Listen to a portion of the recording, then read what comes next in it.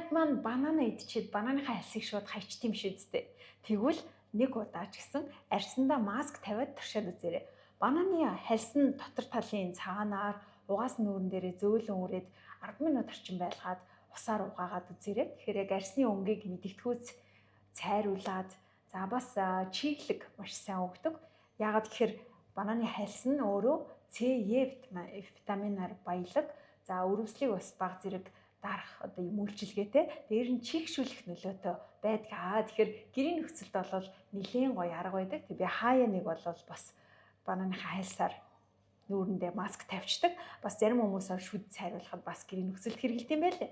За мөн дээр нь өгөрцөө хэрвээ та муудсан, за эсвэл өгөрцөө хөлдсөн, хайрагдсан юм бол шууд энийг хаяхаасаа өмнө хөлдөгчөндөө хийгээд тэг хөлдөө өөрсгөөр нүрээ арчаад үзээрэй. Үнэхээр гоё чигшил өгдөг шүү.